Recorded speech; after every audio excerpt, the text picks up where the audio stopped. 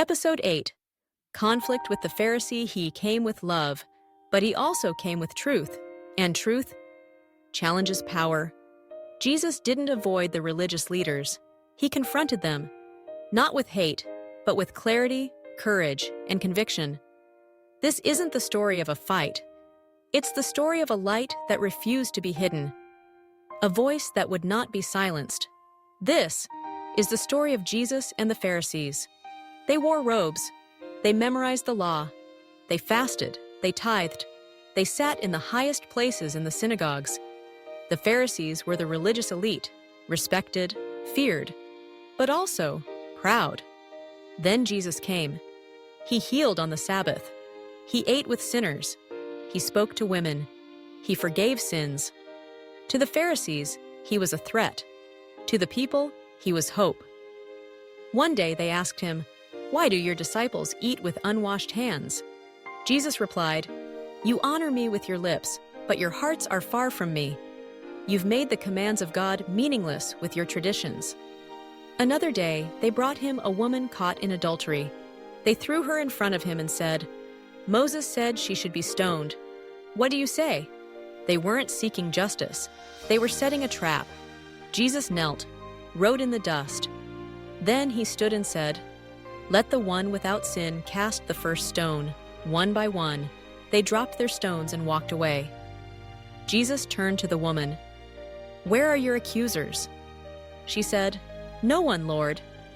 "Then neither do I condemn you. Go and sin no more." They called him a blasphemer. He called them blind guides.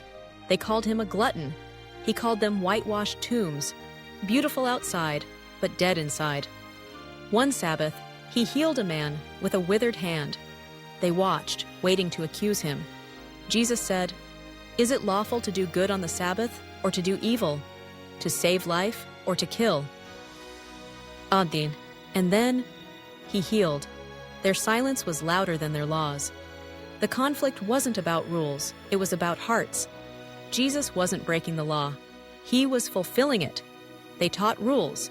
He taught relationship. They demanded sacrifice. He offered mercy. In one of his most intense rebukes, Jesus said, "Woe to you, scribes and Pharisees, hypocrites! You shut the door to the kingdom of heaven in people's faces." He wasn't angry. He was grieving. Grieving over the pride that blinded them. Grieving over the people led astray. He warned his disciples, "Beware the leaven of the Pharisees."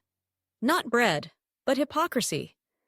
Yet even in the midst of conflict, some believed.